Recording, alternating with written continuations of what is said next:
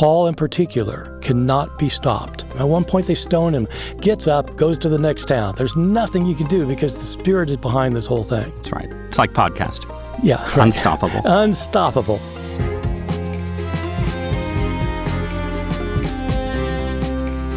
What really did happen on Easter Sunday? How did a first-century Jew revolutionize the world's moral vision? When you accept Christ as a Savior, it changes your heart, it changes your life. As children of God, let's work to end injustice.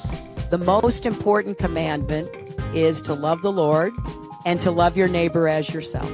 And how much power does his message have today for people inclined to treat the Bible skeptically? The Christian share of the U.S. population has declined, while the religiously unaffiliated share has grown.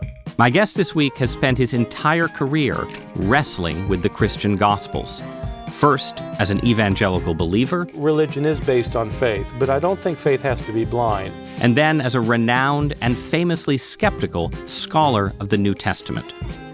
Bart Ehrman, welcome to Interesting Times. Well, thanks for having me. Thanks for being here. And it's the week of Easter. It's Holy Week for Christians. This episode will appear on Holy Thursday, so just before Good Friday, just before Easter.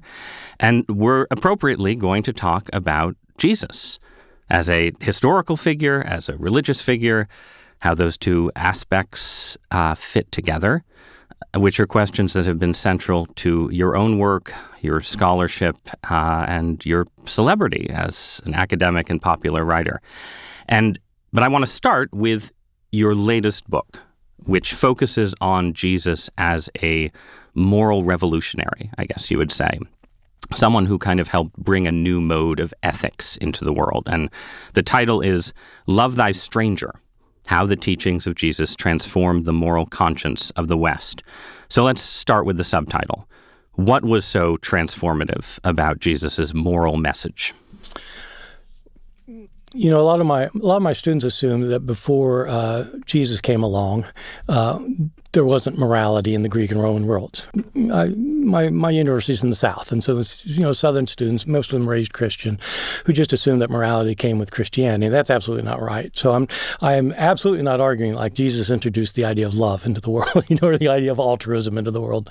What I am arguing is that we today, almost all of us, whether we're Christian, whether agnostic, atheist, whatever we are in the West, when there's a disaster that happens, we feel like we ought to do something about it.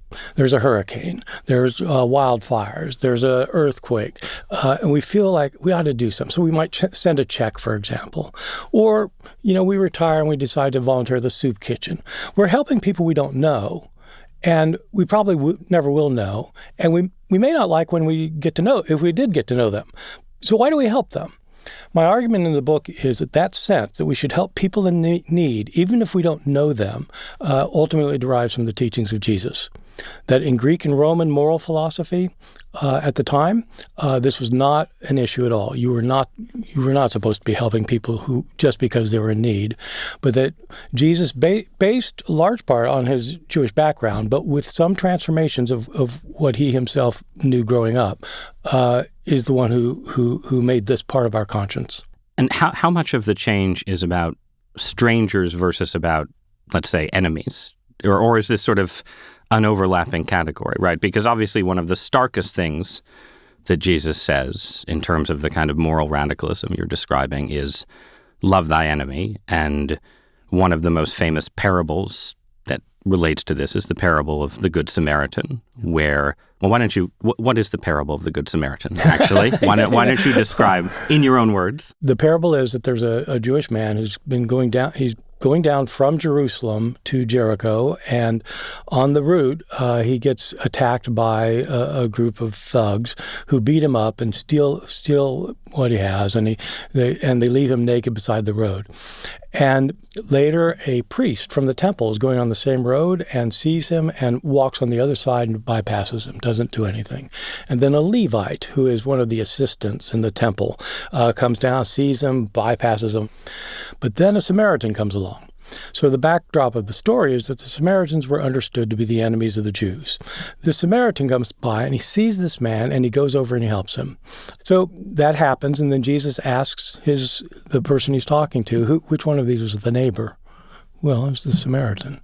So the idea is that if you're going to love your neighbor, it doesn't just mean somebody who's within your own religion or your own ethnicity or your own nation. It's if somebody's in need, that's your neighbor. And that's what it means to love your neighbor as yourself. So Jesus is getting the idea of love your neighbor and even love your stranger as yourself from his Jewish heritage. But within Israel, it's love your fellow Israelite as yourself. And Jesus is now universalizing it. And so part of the thesis of my book is that mentality is what led to huge institutional changes in the West, including the invention of public hospitals, orphanages, old people's homes, private charities dealing with hunger and homelessness, governmental assistance to those who are poor. All of those are Christian innovations. You can establish historically. So this is a work of, I guess you could call it sort of cultural and intellectual history, but I think it's pretty obvious that you also want to make a point that's relevant to our moral and political debates right now. Is that fair? It is. So what do you want readers, Christian or otherwise, to take away from this argument that connects to, let's say, America in the age of Donald Trump? Well, so I don't get overtly political. I have very strong political views, many of which do not agree with yours. I'm a studiously neutral interviewer, Professor, but please continue. I know you are. I'm just saying I tend to be on the liberal side of the the trajectory of the spectrum, and so, but it doesn't really matter because in the book I'm not arguing for a particular political position or social agenda position or not. What I am saying is that if people claim to be followers of Jesus, they ought to follow his teachings. And his teachings are quite clear that you should care for people who are not like you, the other. You're not supposed to, bomb them back to the, Stone Age, and you're not supposed to, make them suffer because you don't like them or you don't want them among you. You're supposed to take care of them. So again, we haven't brought this up yet, but I mean, I'm not myself a Christian, so I'm not arguing this. We're gonna get to that. Yes, I'm just saying I'm not making an apology for Christianity here, but I am saying this was Jesus' teachings. This was his teaching, and even though I'm not a Christian, I subscribe to that idea. But what bothers me is that so many Christians in our world claim to be Christian, claim to be followers of Jesus, and don't follow his most basic teaching about this. So I do want to talk about your own beliefs and your intellectual work and how those fit together. And I think they will lead us back in the end to the argument in the book. I'll just put one kind of moral philosophical question to you, I guess, on behalf maybe of at least some of the people you're criticizing. One of the notable things about the 21st century world is that globalization and digital life have sort of combined to create this sense of sort of global immediacy at all times, right? Where, you go on social media, you turn on the TV, and sort of events in incredibly distant lands are brought immediately to the fore, right? In the parable of the Good Samaritan, the Samaritan cares for the Jew with whom he is confronted, like physically, right? The person is right there. He is physically the Samaritan's neighbor, even if politically, morally, and so on, they're separate. Isn't it a hard question how that generalizes to a world where, in theory, you have some kind of relationship to 8 billion people? Yes. No, you can't simply take the teachings of the New Testament and transplant them into the 21st century. I mean, if any government tried to institute as their governmental policy the Sermon on the Mount, they'd last about 2 days. Period. I mean, I'm not saying that it's this kind of simplistic equivalent. What I am saying is that if people in power claim to be Christian, they ought to take very seriously what that means. I'm not saying that it's going to necessarily affect immigration policy, for example, but the Bible's quite clear that even in the Old Testament, love your neighbor as yourself meant your fellow Israelite, or it explicitly states anybody who immigrates into Israel is to be treated like an Israelite. So does that have any effect or not? I mean, if you're not a Christian, no, it wouldn't have any effect. If you are a Christian, you at least ought to think about it. All right, let's talk more about your own relationship to Christianity. And I feel like often when I read a book or an essay by someone who says, I'm not a Christian, but as a historian or as a cultural critic, I'm here to emphasize Christianity's importance for the culture that we all live in, that person often is sort of tiptoeing toward Christian belief. That sometimes is sort of an intellectual way station where first you say Christianity is important, and then you say, well, maybe it might be true. In your case, you've already taken a journey out of Christian belief. Tell me about that journey. Tell me about your own religious background before you became a professor of New Testament history. It continued on after that too. But so I was born in a Christian household, and I grew up in Kansas, and so fairly conservative area, and I was raised Episcopalian. Was an active church person as a kid, altar boy. When I was 15 in high school, I had a born-again experience, became a committed evangelical Christian. What was that like? How did you have a born-again experience? I started attending a youth group, Campus Life Youth for Christ Club, and the fellow who ran that was probably in his mid-20s, and he was a very gung-ho evangelical Christian who believed that if you don't commit your life personally to Christ as your Lord and Savior, you're not really a Right. Christian. So it didn't matter that I went to the Episcopal Church every week, and that I served as an altar boy, that I confessed my sins, and I said the prayers, and I sang the hymns. To the contrary, that you could have been a whitened sepulcher, right? That's exactly right. That's exactly how he would have thought. That's how he thought of it. And until I asked Jesus into my heart, as he put it, I wasn't really a Christian. And I wanted to be a Christian, and so I did that. I committed my life personally to Christ as my Lord and Savior, and became very gung ho about my religious faith. Did you feel that as a personal transformation? Yes, very much so.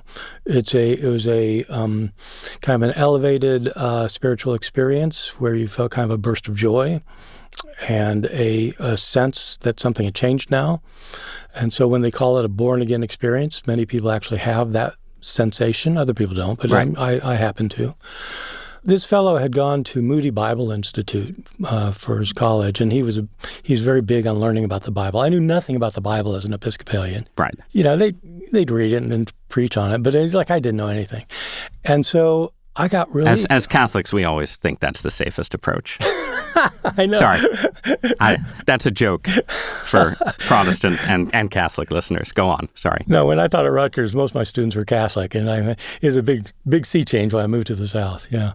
So anyway, I decided to be a committed Christian, go to Moody Bible Institute, and I really did become a Bible nerd there. I mean, that was day and night studying Bible and theology for 3 years. And Moody you would describe as fundamentalist in some way, right? Which effectively means, well, there's a lot of stuff associated with it, but fundamentally it means that the Bible is inerrant in a really strong understanding of the term. Any contradiction should be reconcilable. That's right. Yeah.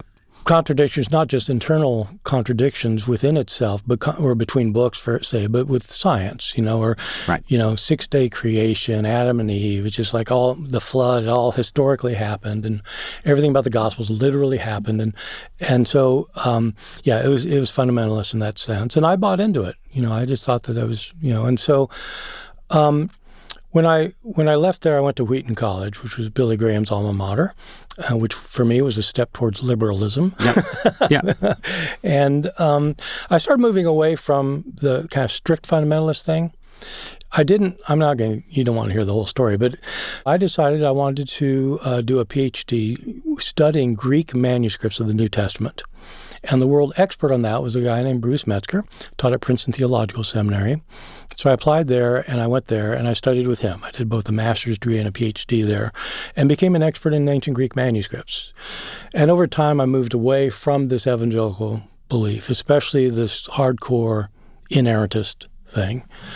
And by the time I was through there, I was a fairly mainline Protestant, Christian who, when I graduated, I was a pastor of a Baptist church for a year, Princeton Baptist Church. It was an American Baptist church, and preached on the radio every week. You were the second former American Baptist pastor that we have had on this show. Ryan Burge, the great religion data analyst. Anyway, just a striking fact.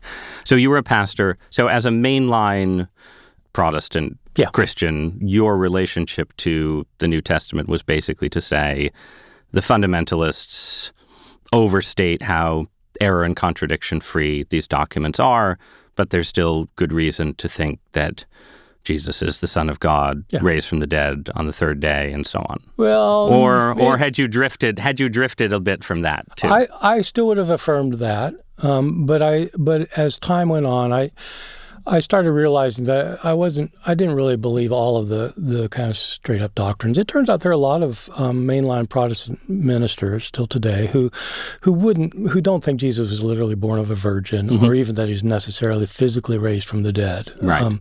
And I kind of moved in that direction. But until about 30 years ago, I was still a committed Christian. And then why did you cease to be a committed Christian? It wasn't related to my scholarship.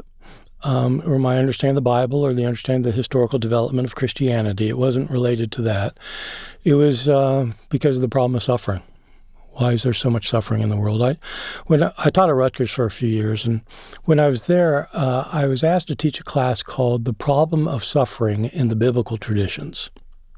And when I got asked to teach the class, I thought it would be a great idea, because I had long thought that every author of the Bible, in one way or another, is trying to wrestle with the problem of especially why the people of God suffer.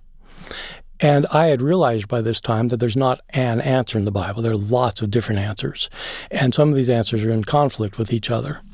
And so I taught this class.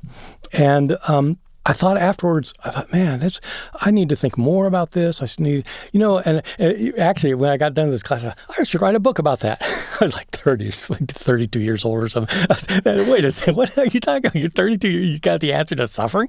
I mean, look, as a newspaper columnist, the rule is that, there's no obstacle to trying to solve the problem of evil in 800 words. So why should there be an obstacle to a 32-year-old writing on it? Yeah. But so this was a pivot point where you decided, did you decide that God could not exist, or did you decide that the Christian God was unlikely to exist? Like a God who has particular attributes related to goodness as we understand it?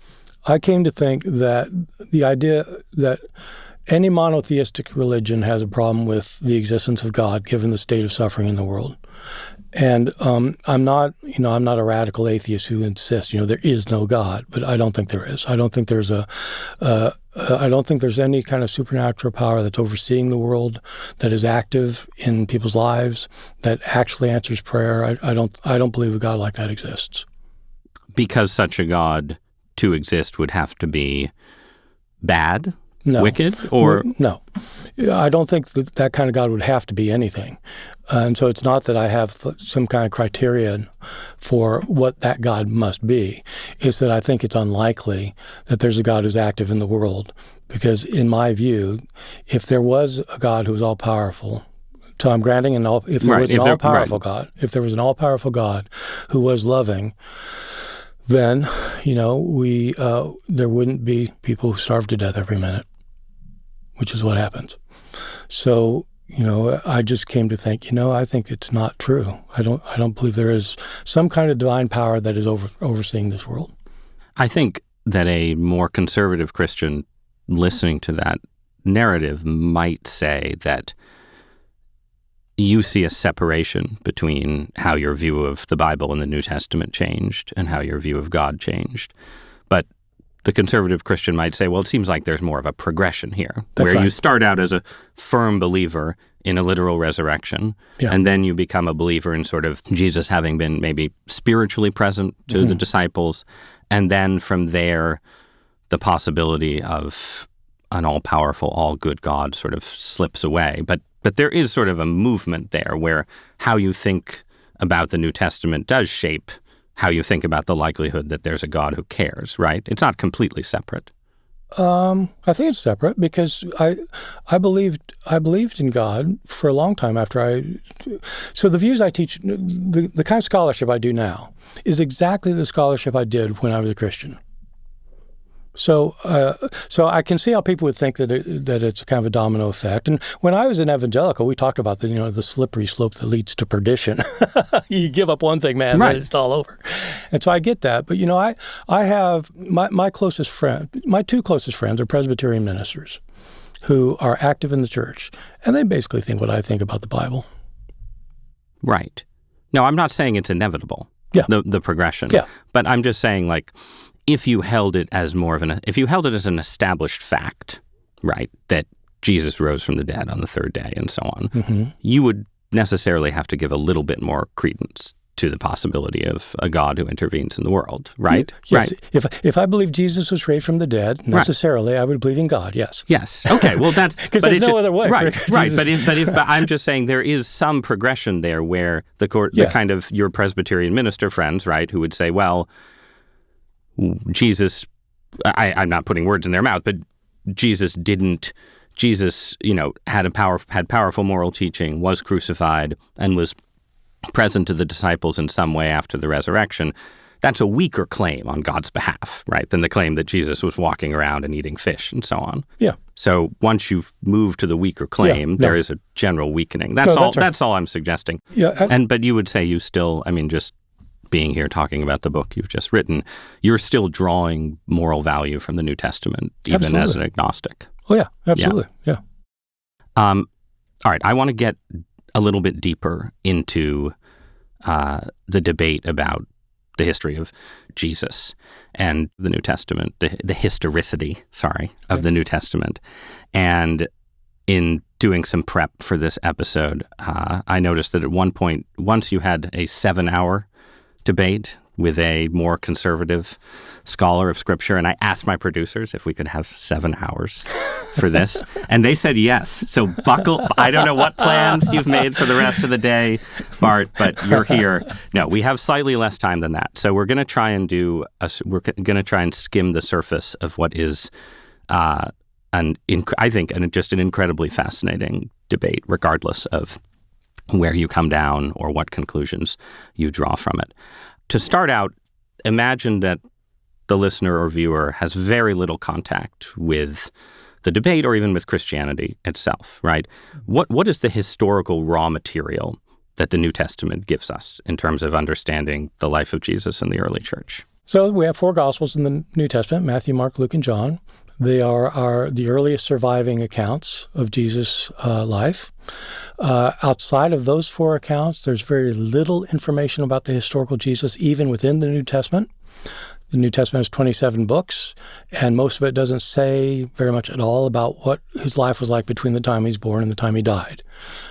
Paul has more writings than anyone else and doesn't say anything about his miracles or any confrontations, or he doesn't tell us about his life for good reasons. But what that means is we basically have 4 accounts in the New Testament about his words and deeds. We have accounts from outside the New Testament, lots of them, other Gospels, for example, but generally they're seen to be not historically reliable, even by people who wish they were. So basically, if we want to know about Jesus' life, we have Matthew, Mark, Luke, and John. And what is just very quickly, what is the scholarly consensus on the relationship of the 4 Gospels that we have? Or what is your own view, or both? Well, my view is the common view. We have the first 3, Matthew, Mark, and Luke, have very many of the same stories, usually in the same sequence, and often word for word the same. And that has long been thought by scholars to indicate that somebody's copying somebody. So almost everybody agrees that Mark was the first gospel written. It's our shortest gospel, and it appears to have been used by both Matthew and Luke. So that Matthew and Luke have most of the stories in Mark, often the same sequence, same words, word for word. So Mark is first. Matthew and Luke used Mark and had material of their own that they added to it. Sometimes Matthew and Luke have similar material. Sometimes they have different material. Those three are then called the synoptic gospels, which means you can see them together because you can put them in columns next to each other, right, and actually read each version of the same story, right? Yeah. Yep. And it's interesting to see how they differ at that point. But John has very little of the material in Matthew, Mark, and Luke up to the time where Jesus is arrested. So the Passion narrative, the account of his death, has similar stories in John. But John records mainly his own miracles, his own encounters of Jesus, his own teachings of Jesus that are different from Matthew, Mark, and Luke. And so... and Jesus talks longer in John, right? That's it. Very much so. When you get to John, entire chapters are Jesus talking. At one point, he starts talking in chapter 13 at his last meal, and he talks through chapter 13, chapter 14, chapter 15, chapter 16. Then he launches into prayer, chapter 17. That's all Jesus, virtually all Jesus talking. So that's right. That is different. Yeah. And then in addition, you've already mentioned Paul's letters, but there's a large number of letters, and there are the Acts of the Apostles, which seems to be written by the same author as the Gospel of Luke. That's right. And both of those in different ways are sort of windows into the early church. And it's fair to say, since the 19th century, maybe the late 18th century, there's just been endless attempts to sort of drill down skeptically into the claims that these books make and how closely they are actually connected to the early church. You have debates about who wrote the Gospels, when they were written. You already mentioned lost Gospels, books that were supposedly suppressed, debates about whether Jesus really claimed to be divine, on and on and on.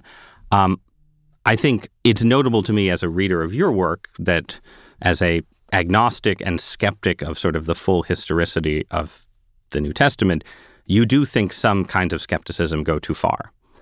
So one of the books you've written is about people who think that Jesus didn't exist, right? That he's a mythological figure. Why should we think that Jesus existed? Well, let me say that historians by their very nature are skeptical because they're dealing with sources that they have to evaluate. And so this isn't a thing about Jesus per se. It's about how history works, that you've got to evaluate your sources. I've never gone into my scholarship trying to disprove things. It's just you try to figure out what happened in the past. And there are people today who call themselves mythicists who think that Jesus did not even exist. And I don't object to that because it's too skeptical. I object to it because it's not historical. And so I'm just interested in knowing historically what really happened. And when it comes to the historical Jesus, the evidence is just so overwhelming. I don't think you can really have a bona fide question about whether the man existed. The question is, what did he say and do?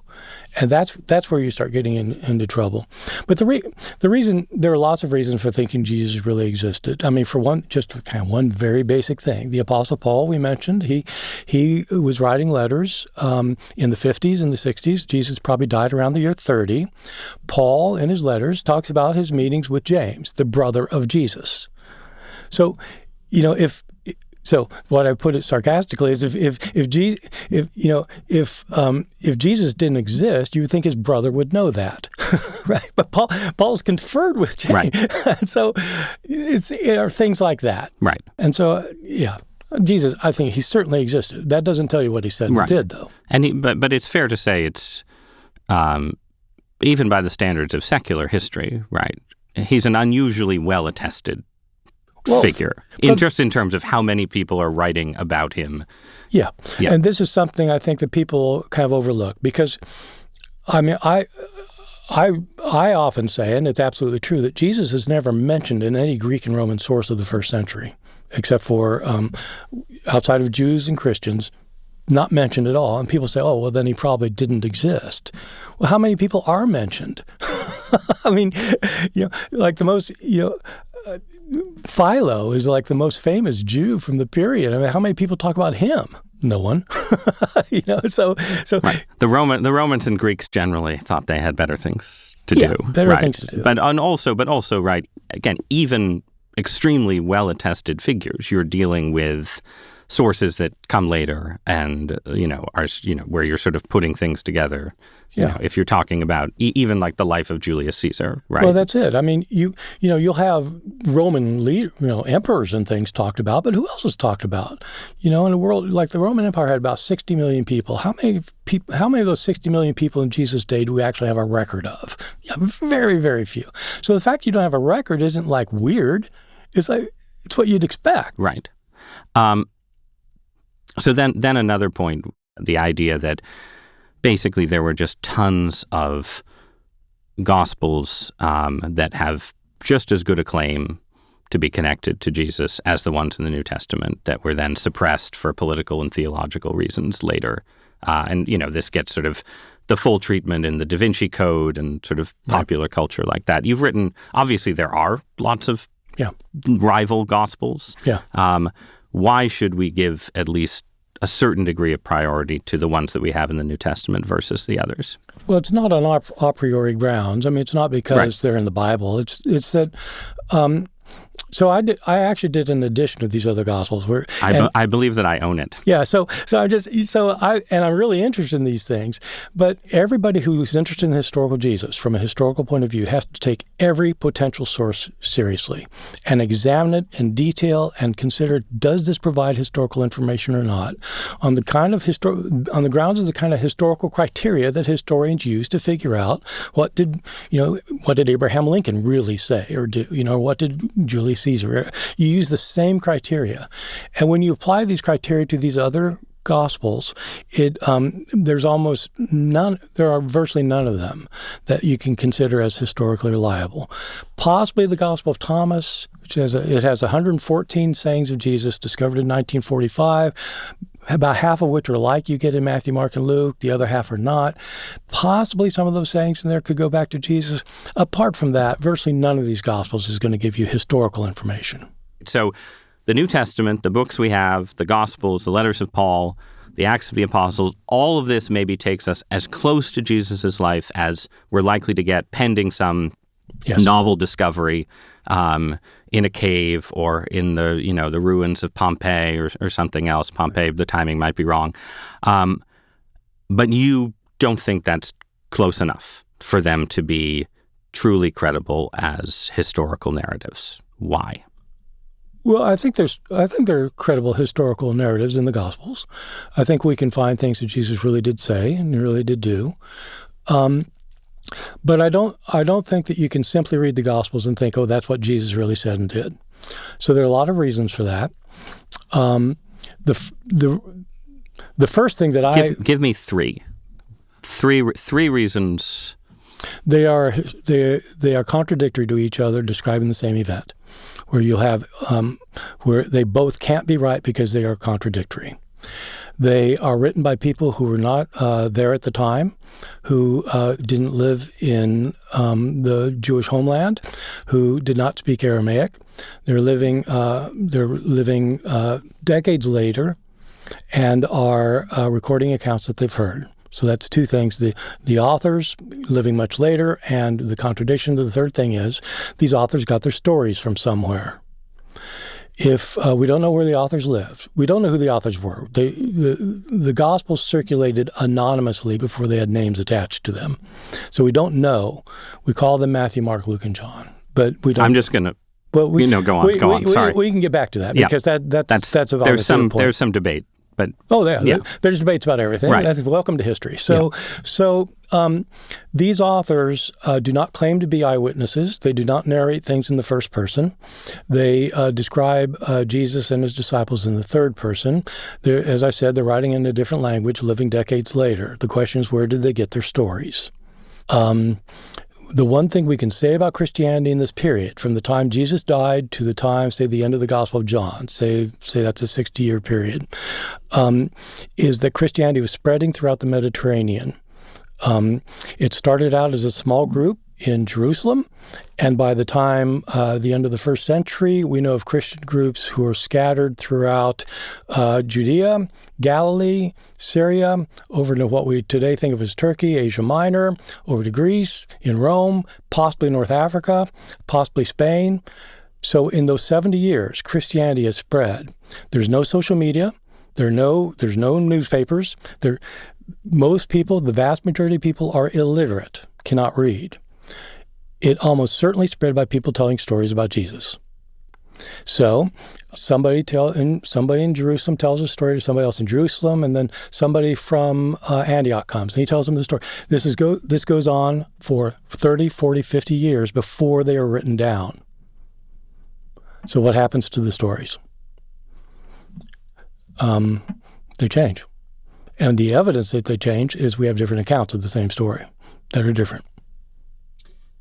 Where does the fact that the Gospels contain stories of miracles, including most notably the resurrection, also plenty of secondary miracles, healings, and so on, where does that fit into the reasons for historical skepticism? Is it itself just an automatic reason for skepticism that you should discount historical narratives that claim that someone walked on water? I think saying historical skepticism is a tautology. History is skeptical. So it's not that you're doing historical skepticism, you're doing history.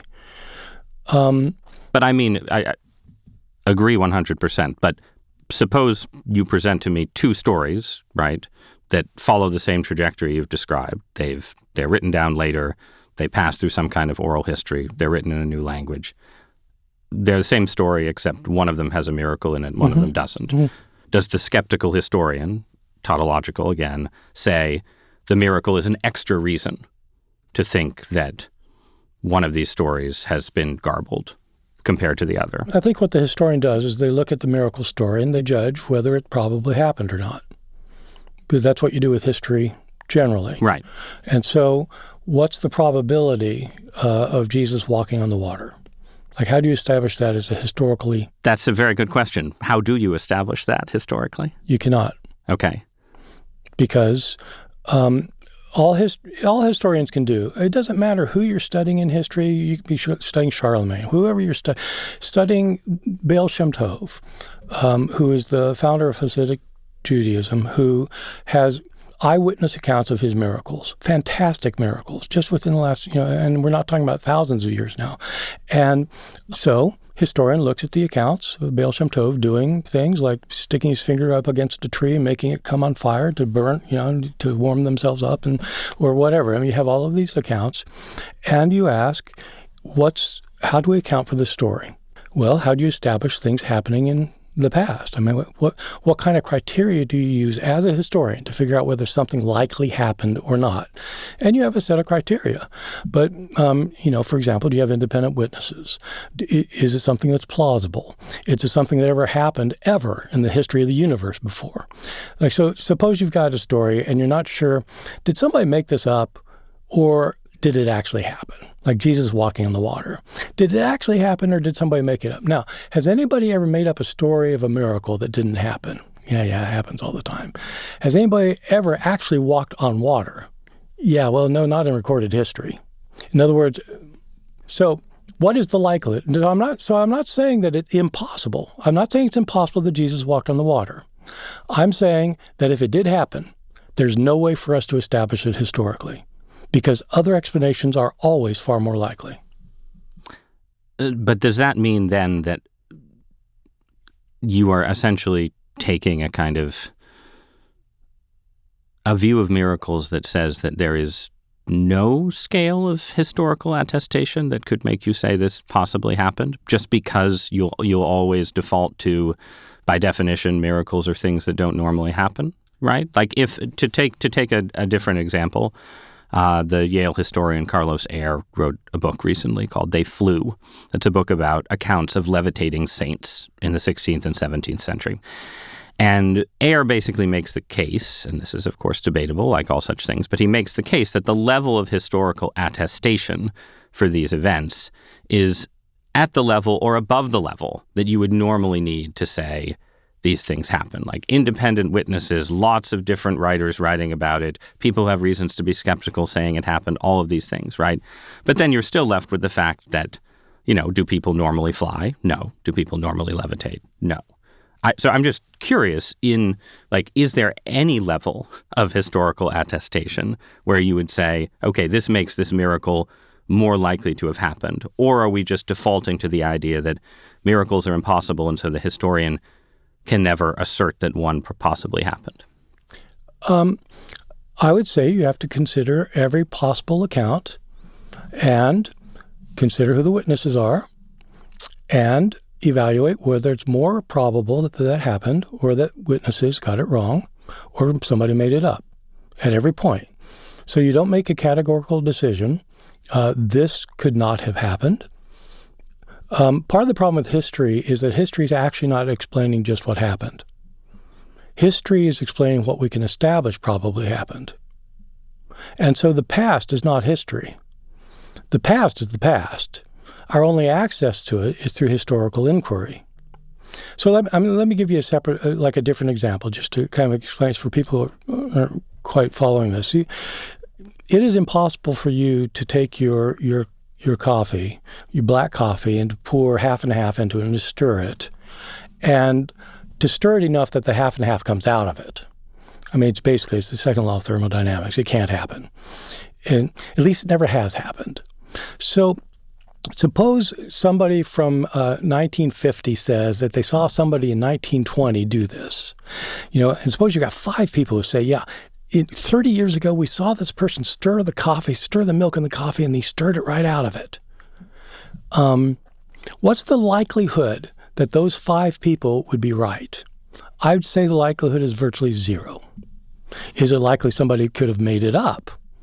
That somebody could have seen something that they thought was that it was a magician, that it was somebody with sleight of hand. Do those things ever happen? Yeah, that happens all the time. Right. Does anybody do this thing? No, it never happens. So which is more probable?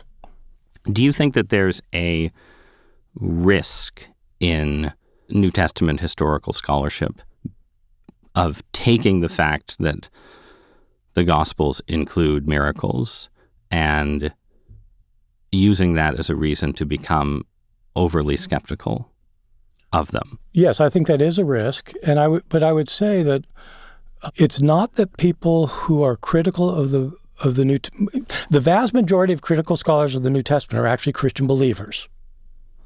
So I'm an odd duck. I mean, I'm an agnostic, I'm an atheist, and I'm a New Testament scholar, and that is weird.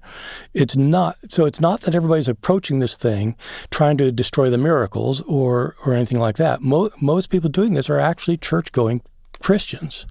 Right. Let me just give you one example of sort of how this problem might manifest itself, and you can tell me why you think I'm wrong. Okay. Right. So you mentioned earlier that, you yourself would probably date the Gospels to the later part of the first century, right?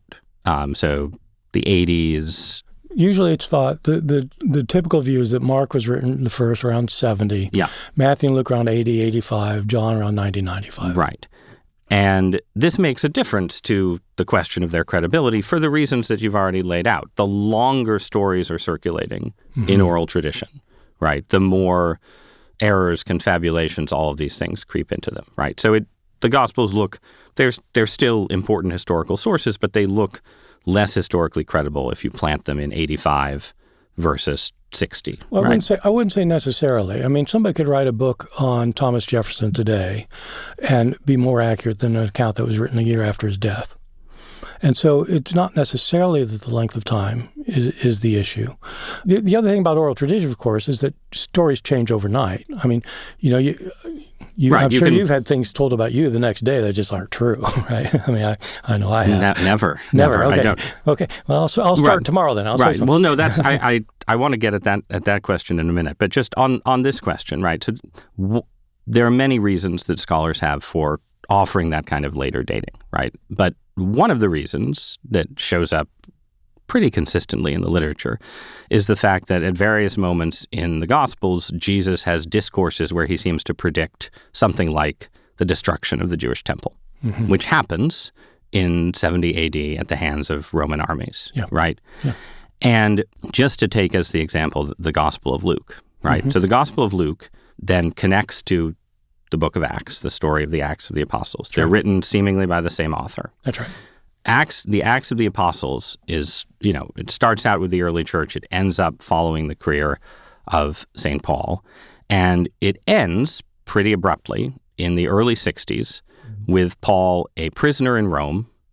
And that's just sort of where the book ends. Yeah. Soon after that, a lot of incredibly crazy stuff happens, right? You have the martyrdom of Paul and Peter. You have Nero's first persecution of the Christians. And then you have the Jewish war and the destruction of the temple, right? So it's a very action-packed decade. It has always seemed to me that the most straightforward reading of Acts, ending where it does, without any detail of those subsequent events, is just that the writer wasn't aware of those subsequent events and was ending his story roughly where he was. It's the early 60s. Paul is still alive. This is the end of the story because this is when he's writing it. And that one of the key reasons that scholars reject that sort of intuitive conclusion is that they don't want to give Jesus credit for a prophecy. They don't want to say, "Oh, wow," which is so. Go ahead. Tell me why you think that's a mistaken reading. Yeah, no, I understand that argument. Yeah, I understand it. Wow, I absolutely don't think that's why scholars came up with that. But okay, good. So, of course, that's what I thought. For many years, is that that's the best way to explain it. There are reasons for thinking the Gospels were written later than that, and so then it's a legitimate argument. Then, well, then why does the Book of Acts end while Paul's in prison in Rome in the 60s? So, two things about that. One, I agree that Jesus predicted the destruction of Jerusalem, so I don't late date them because of that. Number two. And Jesus predicted it because it was just in keeping with Old Testament prophecy, right? You're saying you don't think, just to be clear, you don't think Jesus literally knew the destruction was going to happen. I don't think he had supernatural knowledge. Right. No, there were other Jews at the time who were predicting the destruction of Jerusalem. So thinking, it's kind of like people today, might predict something that's going to happen about the war in Iran. And they'll come up with some prediction, and somebody will be right. Somebody will be right. So you can read the handwriting on the wall kind of thing. There are good reasons for thinking why the author of Luke Acts would have wanted to end Acts before Paul was finally put on trial and executed. The whole point of the book of Acts is, so for those who don't know, the book of Acts, as you said, begins after Jesus' resurrection, and then he ascends to heaven, and then the day of Pentecost happens, and Christianity starts spreading throughout the world. So it covers about a 30-year period of the early spread of Christianity. One of the major theses of Acts, one of its themes is that this is a movement that cannot be stopped. Paul in particular cannot be stopped. Paul goes into a town and he gets persecuted and they beat him, and he just goes to the next town and starts another church. And they try to stop him there, can't stop him. At one point they stone him, gets up, goes to the next town. There's nothing you can do because the Spirit is behind this whole thing. That's right. It's like podcasting. Yeah. Right. Unstoppable. Unstoppable. And very interesting. So the deal is, if Paul's execution had been narrated, he would have been stopped. Luke is trying to show that this is an unstoppable movement. So he's not going to narrate the execution. Okay. I promised my producers we wouldn't do the 7-hour debate. So I'm resisting. I am resisting the urge to argue incredibly deeply. Just two questions. First, one, I've read your work, and so I know that you think it's possible or likely that Jesus made these predictions. Yeah. Aren't there a lot of scholars who think that Jesus' predictions are a reason to date the Gospels later? Isn't that not, again, I agree, it's not the only reason, but it is a significant reason given. It would be. The deal is with that is that it's not quite that simple. It's that some of these predictions, especially in Luke, seem to show a detailed knowledge of what's going to happen when it happens. It's just not that the temple's going to be destroyed. It's that Roman troops are going to surround the city, that the Gentiles are going to trample. It goes into detail that looks like it's projecting backwards something that they know about. But some of those details are also wrong, right? Like there's claims about what season it happens in, right? Like pray that it doesn't happen in...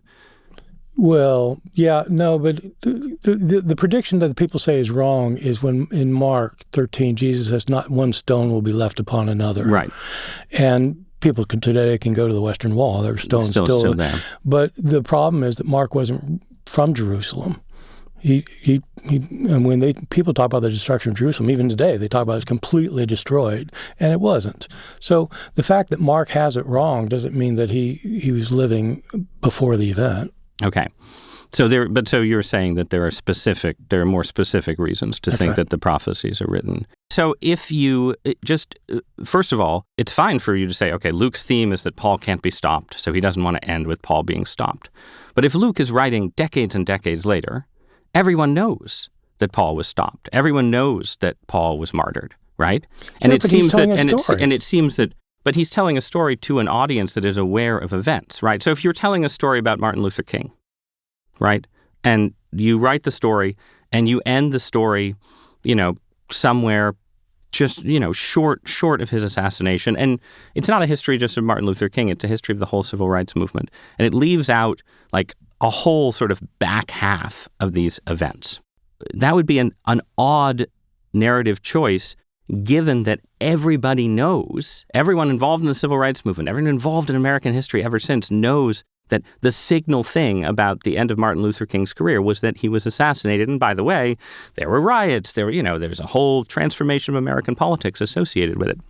It just seems like it's a big challenge to write about that without letting that creep into your text. That's right. 2, why, if your theme is that Paul could not be stopped, and you're a Christian who believes in the resurrection, why wouldn't you end with Paul's martyrdom and say, like other Christian martyrs, of which there are many, he continues to, influence and shape the church to this day and give sort of further examples? Wouldn't that be just the much more rhetorically natural style?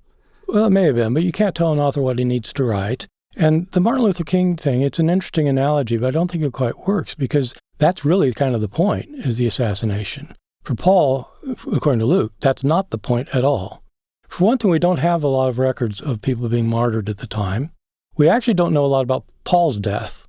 The earliest reference we have to Paul experiencing martyrdom is around the year 95 by a book called First Clement.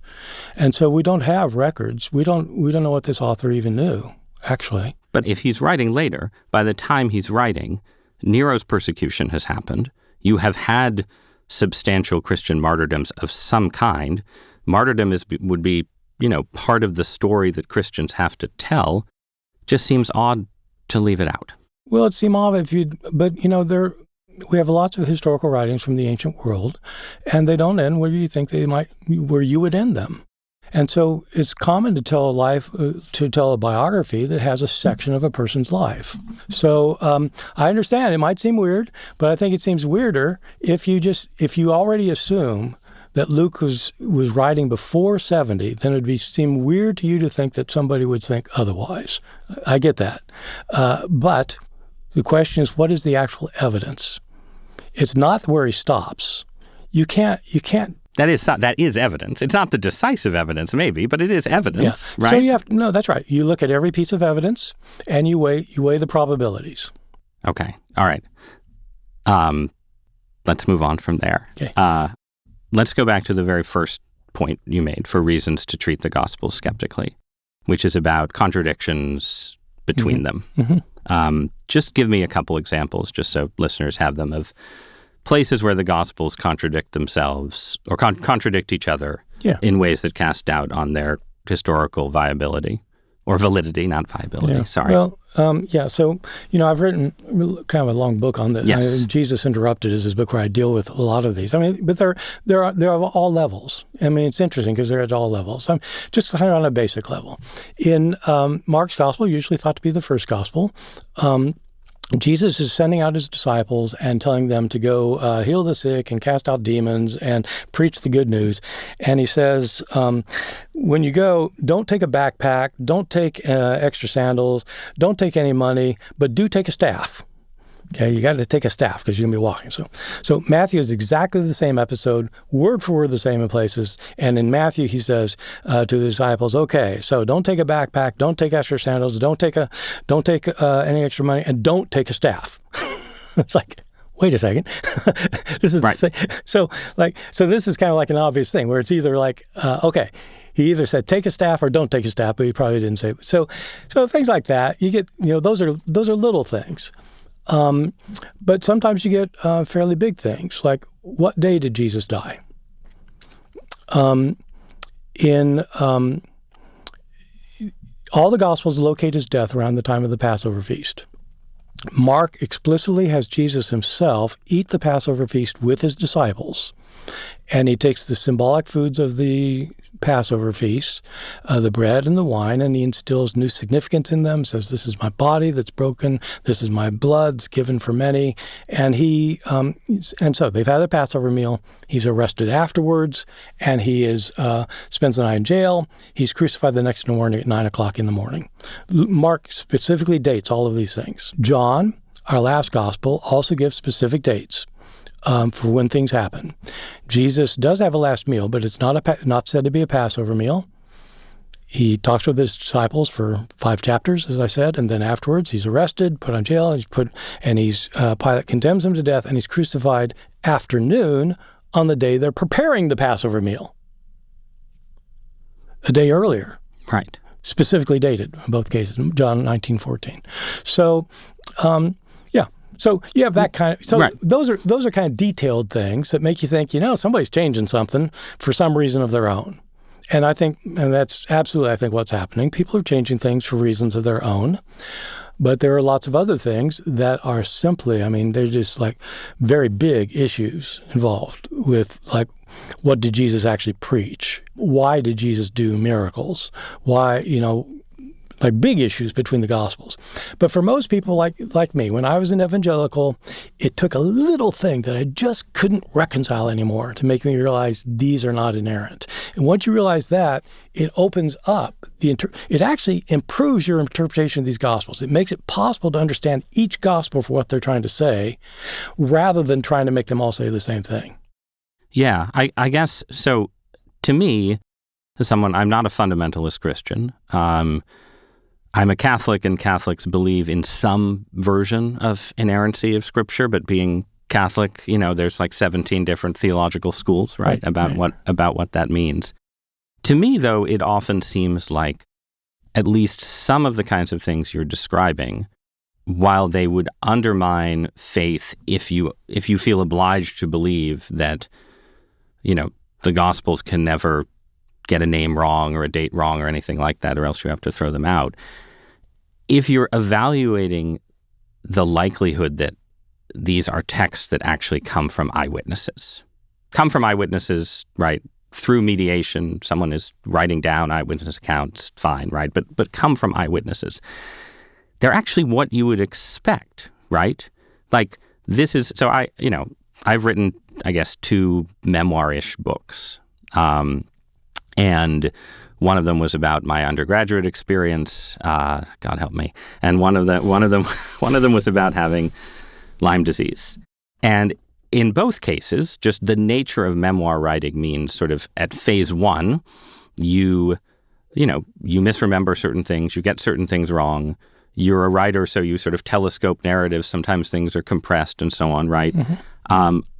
All of that happens, and yet I still think of them as truthful testimonies about what happened to me that some future historian could reasonably rely upon. Then, in the case of the Lyme disease book, my wife wrote a book about the science of sort of the maternal transformation, in which she discussed some of her own experiences as a mother and included details about being the wife of someone struggling with Lyme disease. And, you know, when I read her account, there were things that she interpreted differently. So two people married, living in the same house, raising kids together, right? Yeah. Differences enter in from the beginning. But that happening in the Gospels seems like, in a certain way, evidence of their basic historical reliability, just in the sense that, like, if I handed you as a historian, right, 4 documents written by different authors, and they all agreed on every particular, right? They all hit the same point, and their theology was clear. They all had exactly the same theology. Yeah. Wouldn't you be more skeptical of those documents than you would be of? Yes. Right. Okay, then my work here is done, I guess. No, it's not. Okay. Because, I mean, would that we had memoirs. We don't have memoirs. These people don't claim to be eyewitnesses. They don't claim to, I mean, these are not eyewitness reports. I mean, if Peter had written a gospel, that'd be great. Unfortunately, Peter was illiterate. And so even in the New Testament, by the way, Peter is called illiterate. Acts chapter 4, verse 13, he was agrammatos, didn't know his letters. So we don't have anything from these apostles. What we have are stories in a different language, in different parts of the world, from people who weren't there, who are telling us what they've heard. And so that's not the same as you writing a memoir. So it's not the same as me writing a memoir. At the same time, though, and this is where, you know, I guess we just sort of disagree.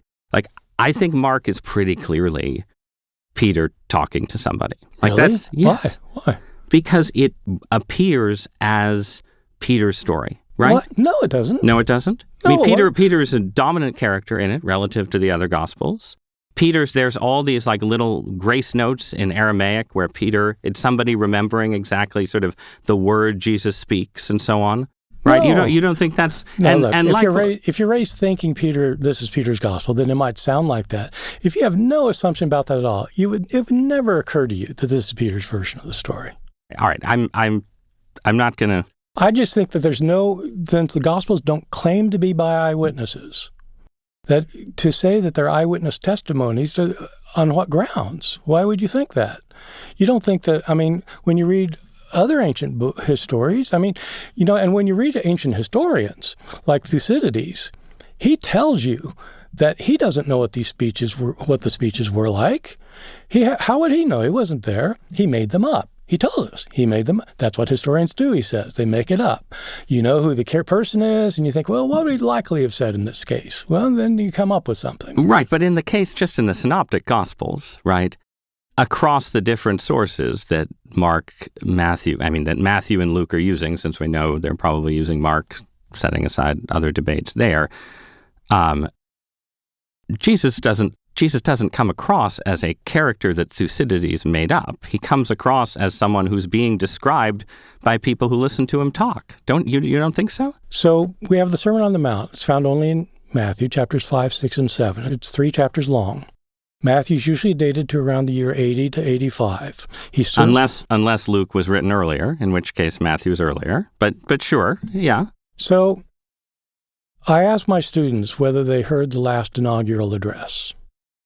You know, I did this some months after the last inaugural address. They said, yes, I heard it. I said, okay, write it down for me. How could they possibly write it down? How could somebody 50 years after Jesus gave this address know what he said? And if Jesus did give the Sermon on the Mount, why isn't it in any of the other Gospels? Like, they just didn't think that part was important?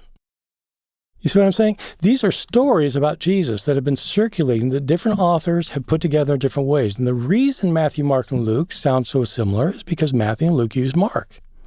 They have the same source. I will just say the claim about why people would remember the words of Jesus and why they're different from listening to Donald Trump give an endless inaugural address, right, is that these stories were told to people who were explicitly his followers, who believed him to be potentially the Messiah, who were often living in community with one another, and who then experienced a radically transformative event that caused them to have stronger reasons from the beginning to share and circulate and remember these stories. And therefore, they're more like maybe somebody writing a story about their own family 20 or 30 years later, or sharing stories about their own family, than they are like me sharing a story about what I remember the first inaugural address to be. So the fact that these were followers of Jesus is probably not the reason for thinking they're more historically accurate, because the followers of Jesus have their own reasons for portraying Jesus in ways that they understand him. People tell stories all the time about people that are important to them, and the stories change. So the question is, what do we know about oral tradition? What do we know about how people passed on stories, both today and in antiquity? And there's actually a whole field of research on this. And it's not favorable to the idea that people remembered things verbatim. Since but they don't have to remember things verbatim to have general accuracy that's different from someone making up a speech, right? To your own example, right? Yeah. If one community remembers that Jesus said, "Do take a staff," and one community remembers that he said, "Don't take a staff," right? You still could have a pretty good sense that Jesus said some version of that dialogue. No, you don't know that Jesus said it. You have to analyze it. What are the grounds for thinking he said it? Just like what are the grounds for thinking that George Washington said something or other? How do you go about establishing it? It isn't just because it's found in several sources, especially if these sources used each other. If you've got 3 biographies of George Washington that all say he said the same thing, and these biographers all used each other, then that's not, you got one source, you don't have 3 sources. One of the people you've debated in your many debates is a scholar and writer named Peter Williams, who wrote a book called Can We Trust the Gospels, right? Have you seen my debate with him? Yes. So I encourage people who want to know about his views about things and my views to watch that debate. I encourage that as well, and it gives you the extra 2 hours that this conversation is missing, right? But this will be my last question on this point. Williams makes the argument that if you look at details in the Gospels that are not about sort of things Jesus said, but are about place names, geography, right? How often does a given name appear, right? Like, versus what was actually common in the 30s or the 20s, right, in Palestine. They do remarkably well. It looks like the people who are describing, writing, and talking about these things actually knew the geography of the Holy Land quite well, actually knew sort of the nomenclature of people in this region quite well, right? And I watched your debate, and you said basically something to the effect of, just because somebody gets it right, that, New York City has 5 streets going this way and that the typical name in the Bronx is Vinny, right? It doesn't mean that they're going to be right about what happened on a particular day and a particular, an actual event, right? Which is a fair point. At the same time, in the back and forth we've just been having, right? You've been emphasizing the idea that, Gospels are written decades later. They're written in another language. They're written down all over the Roman Empire, right? Not just in the Near East.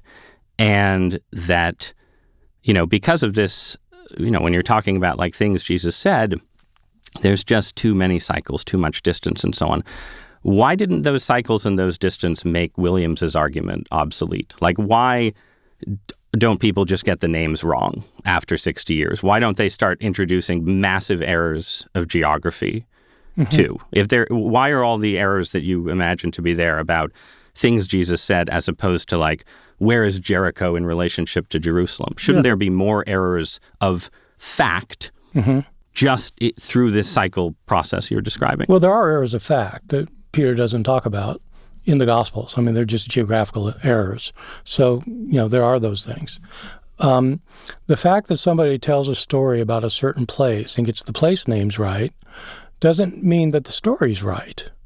No, absolutely. But, so it's irrelevant. If you have, it's irrelevant to the question about whether the stories about Jesus are things that happened. But it can't be irrelevant in the sense that, like, if the Gospels got place names badly wrong and introduced a lot of random weird names in place of what were actually the names that were normal in 25 AD, you as a historian would say, well, that's a reason to think it's not true. That's right. So the fact that they get things right has to be a reason for giving them some credit. It doesn't work that way. Why not? Okay. It doesn't work that way because of this. If you know the location of places, that doesn't mean that you know what happened in those locations. You're asking about what's described Jesus having said and done accurate.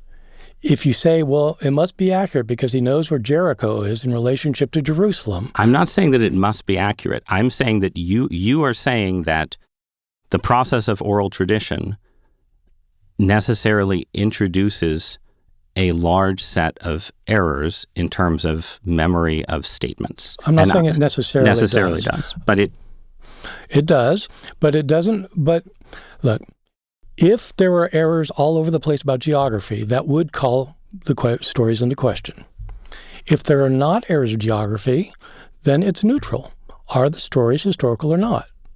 No, but it's evidence. It's not evidence. It's not neutral because it strongly implies that the origins of these stories, that certain key elements of these stories were transmitted successfully across the process you've described. That's all I'm saying. Yes, if like you tell stories, the place where the geography of the Near East, allowing for some errors, was transmitted fairly successfully across. It's actually not all that great if you don't know the truth. But I mean, there are geographical errors.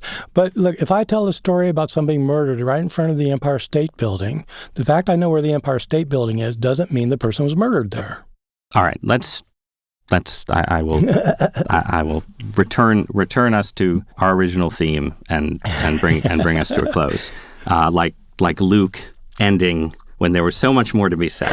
There you go. So, just as a historian, then we've sort of walked around this a few times, but just directly, what do you make of the resurrection stories? What do you think happened for Easter week? Yeah, I think the followers of Jesus definitely thought that before he died, I think they thought that he must be the Messiah.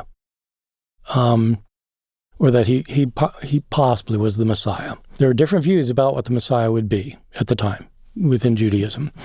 But whatever the view was, every view of the Messiah thought that he would be a powerful figure who would overthrow the enemies of God and set up a kingdom of some way. That was their expectation. Rather than that happening, though, Jesus was arrested and he was put on trial and was crucified, publicly humiliated and tortured to death. I think it's absolutely the case that some of his disciples afterwards thought that he had been raised from the dead. My sense is that some of them thought they saw him alive afterwards. I don't know how many people had the visions. I don't know whether there were groups, whether there were a few individuals. Eventually, they convinced the others, and people came to think that Jesus was raised from the dead. They started proclaiming that. They convinced people of it, and that's the beginning of Christianity. Now, if you're a Christian, that's perfectly fine because you can just say, well, yes, he did appear to people. If you're not a Christian, it's also perfectly fine. You can say they thought they had visions of Jesus. You don't have to have an explanation. It could be a mistaken identity. It could be a dream. It could be there are all sorts.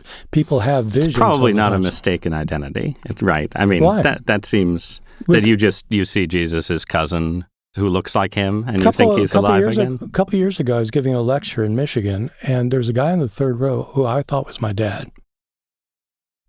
Right. My dad had died 15 years before that.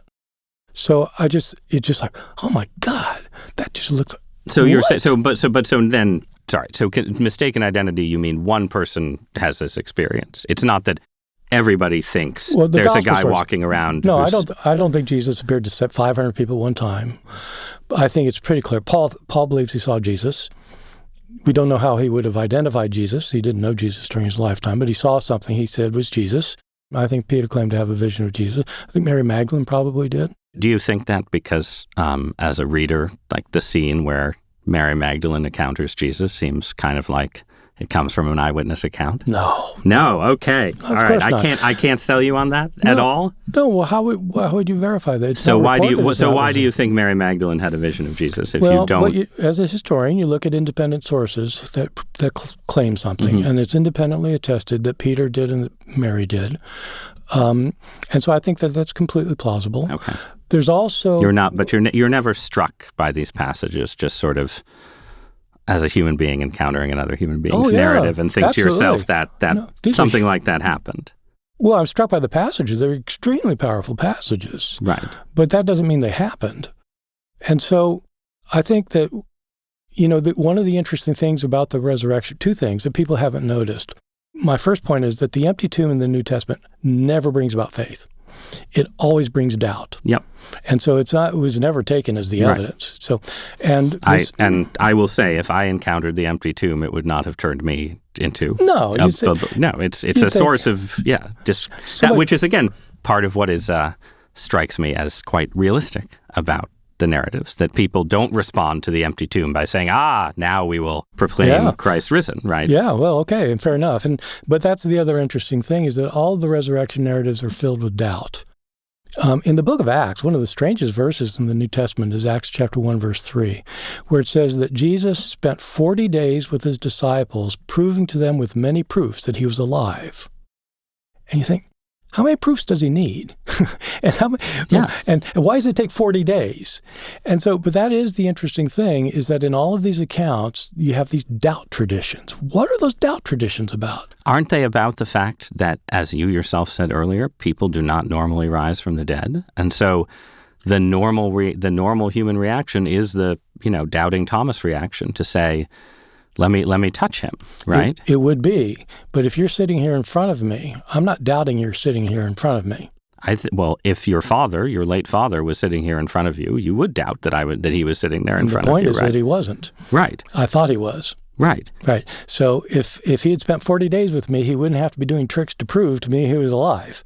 And so my point is, I feel like if my father is still alive, I feel like if my father died an awful death of crucifixion and then he started appearing to me, it would take a long time before I was ready to believe that he was really there. You might think that, but in fact, there are a lot of psychological studies of visions, especially of recently deceased loved ones, and virtually everybody who has it is sure it happened. Right, but the claim that the early Christians make is precisely that this isn't just a vision of a departed loved one. This is a world-altering event that is going to inspire them to missionary work and martyrdom, which most people who have a vision, a dream, or whatever about their departed loved one don't have, right? It just seems like your account of this as, something that happens all the time. Somebody dies, and people have visions, and they sort of decide that the vision was real, just seems quite different from a situation where you have more radical claims and a lot of doubt about these radical claims all mixed together in a way that suddenly sets a new religion in motion. No, I can explain that. Because we didn't get to that part. But so I know we're almost at our 7 hours here. But let me just say that my point of saying that they thought Jesus was the Messiah before he died is the critical point. Because when he got crucified, it showed he was not the Messiah. He was not the one who was going to destroy the enemies. But then they had these visions, and they came to think he was alive again. So they thought, we misunderstood. We thought he was going to destroy the Romans. God must have wanted him to die. The fact that God wanted him to die is shown in the fact that God raised him from the dead. He's raised from the dead. His death is the way of salvation then. Jesus must have had to die. God must have wanted him to die because he was the chosen one. How do we know he's the chosen one? He got raised from the dead. Well, if God had his chosen one killed, why? Sacrifice for sins. That's the beginning of Christianity. As soon as these people started realizing, oh my God, he's raised from the dead, they thought that his death was a sacrifice. That starts Christianity. So why is there the doubt tradition? Why is there all this material about the need for physical proof? And why isn't the collective? I'm saying, why isn't the collective vision enough? Why do the Gospels lean so hard? One, on this mystery, the tomb is empty, we can't explain it. Why? Two, on sort of describing these encounters with Jesus that are hard to figure out. You're seeing him on the road to Emmaus. He's eating fish. He's here. He's there. Why doesn't the vision stuff sort of clean things up? Especially, again, given that in your account, these are all being, written later and smoothed out. Because by the time when they're being written later, we have records of Christians who think that Jesus wasn't physically raised from the dead, but was spiritually raised from the dead. And Paul's saying, no, it was a physical resurrection. Right. These accounts in Luke and John, where Jesus is eating fish and, touching my wounds and things, is meant to show that it actually was a physical resurrection. So these authors are trying to show that this is not just like some kind of spirit of Jesus going up to heaven or something. This is actually a physical resurrection, which fits into the Jewish apocalyptic view. But why are they including all of the doubt? They included doubt because it's historical. There were apostles who doubted it. Right, but you're trying to sell an argument decades and decades after the fact. You want right? to prove that Jesus really was raised. Right, but why are the stories so strange? Why are they not sort of straightforward? Jesus was raised, and then he taught us these things, and that's it. Why do you have, you've got all the empty tomb stories. You've got people not recognizing him and then recognizing him, right? Yeah. You've got he's passing through walls one moment, he's eating fish the next, right? Yeah. Doesn't that seem to reflect a fundamental initial strangeness in how people are experiencing it rather than something that is constructed for propaganda purposes decades later? Propaganda. Wait, you're putting words on my lips. You're saying that they had to emphasize the physical reality to win an argument with the spiritualized, the people who said it was spiritual. And I'm saying that it just seems like it's all a weird mixture from the start. It is a weird mixture from the start. Look, if you see somebody that was publicly executed and then you see them alive, it's going to be a weird experience. But my point about the proof, the eating the fish and things, is that these people who are telling me stories about Jesus' resurrection to people who don't believe. And they're saying, yes, you don't believe, it doesn't make sense, but I'm telling you, we saw him eat fish afterwards. So, there was an empty tomb. These are proofs to convince those who are doubting. So you put doubt into the story to show that the doubts were resolved within the story. Let's end by just going back to your book, right? And we started this conversation a long time ago talking about the moral transformation that Jesus made and the idea that, you were supposed to love your enemies, love people who persecuted you, love the stranger far away who has nothing in common with you, all of these sort of transformative ideas, right? You like those ideas, right? Yes, I do. Yes, you do. If the Gospels ended with the crucifixion and Jesus' death, right?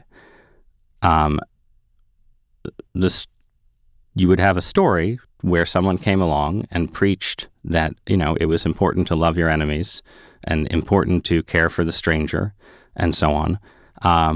And that person was crucified and died a horrible death, and that was the end of the story.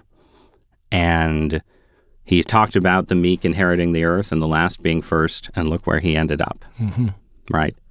Isn't the power of the argument for Jesus's ethics kind of inherently bound up in the idea that he won?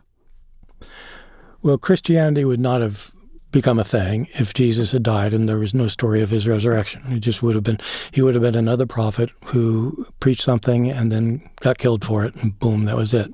So there wouldn't be Christianity. But the power of the Christian message from the very beginning was the message that Paul has, which is that it seems a little bit ridiculous that God's chosen one is crucified, and it seems a little bit ridiculous that the way to access ultimate divine power is by being a slave. But it's Jesus' message. You have to serve others rather than dominate message. It's so contrary to what's in our DNA and what's in every other culture. But because they thought he got raised from the dead, they thought it proved it. You have to be willing to die for others if you want to have life. If you want to have treasures in heaven, you have to sell everything you have now. Completely contrary to what people would think. But it's because of the resurrection. Yes, absolutely. It's the belief in the resurrection that ends up making this the powerful message that transformed the West. And isn't it also just to your own personal reasons for being an agnostic or a non-believer, right? Part of the power is also that it's not a logical answer, but it's at least a poetic answer to the problem of evil, right? The question of why God allows suffering is not resolved by God himself suffering, but it is at least addressed. It's a powerful message. When I was still a liberal Christian, I thought that the point of the gospel message was really that God had entered into the world and suffered with us. And that's a very powerful message. It's not one that I agree with anymore, right. But I can recognize it is a really powerful message, and that it's so contrary to the way of the world that that has special poignancy to it. And here you are, so many years later, a sterling example of academic historical skepticism, and you're writing a book trying to persuade people that Jesus' message has something to it. Is it possible that you're still, in some sense, a follower of Jesus of Nazareth? I sometimes call myself a Christian atheist, because I don't believe in God. I absolutely don't believe in God or any supernatural powers, but I do think that the teachings of Jesus are something that I want to replicate in my life as much as I can. But although, I'm not a very good follower of Jesus, I haven't sold everything and given to the poor. But I think that message is one that I want to embrace. Okay. Bart Ehrman, thank you for joining me. Thank you. And happy Easter in advance. Happy Easter.